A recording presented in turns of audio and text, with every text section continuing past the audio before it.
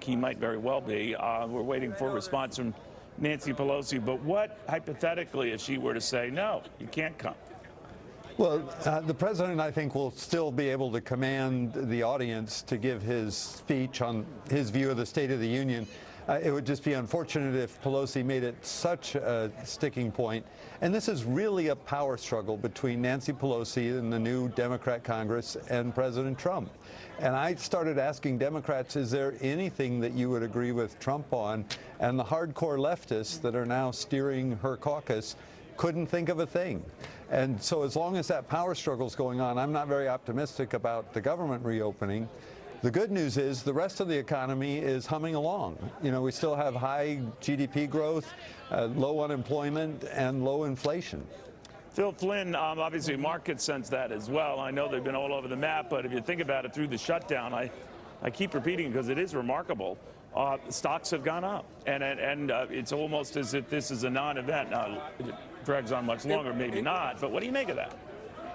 I agree, Neil. I mean, if you look at the market, you know, they realize that this is just a political sideshow right now. And even though there's a lot of people projecting that this is going to take a toll on U.S. growth, the U.S. economy is so robust they can look beyond that. In fact, we just had a report right now that Barclays came out with the latest downgrade of economic growth of the GDP from 3% to 2.5% just because of this government shutdown. But there's a lot of traders down here that aren't buying it. You know, they think that the doom and gloom reports about how it's going to hurt the economy is only going to be temporary, and it may even create some growth down the road. Now, one sector that we watch down here a lot is the energy sector. You know, that sector, the Trump administration is saying that's a vital industry. They're keeping that going. They're continuing to issue permits. So one of the biggest growth sectors in the economy is not going to be impacted. So maybe some of this talk of, you know, substantially slower growth are being way overplayed. You know,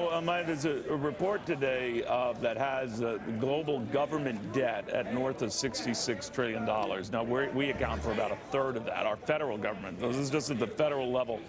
So it's a ticking time bomb the world over. I know people get worked up about a $5.7 billion wall or $6 billion.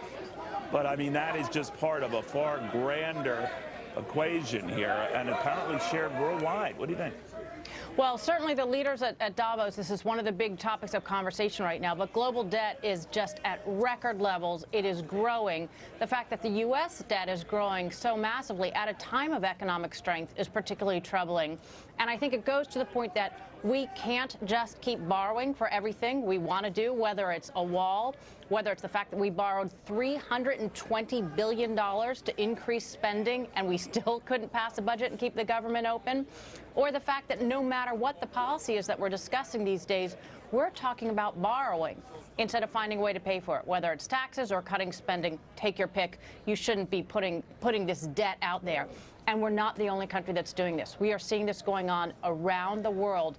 And it doesn't mean that we're in better shape because other people are in worse shape in terms of their debt. It means there's a real global economic risk from all of this borrowing. And the warning bells are ringing quite loudly right now. All right, but we are the tallest dwarf in the world. And there is something to say to that. You know, David, someone from the Club for Growth, I mean, you're hearing all what's happening on Capitol Hill. And all these Democrats now taking over key committees, including those who are going to participate on those committees.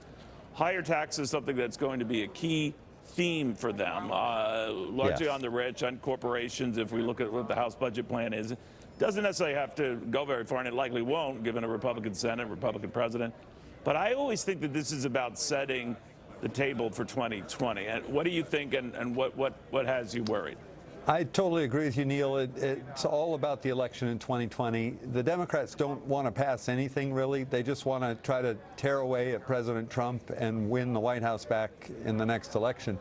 The tax proposals would do great harm because it takes away the momentum that's creating that 3.5% growth rate.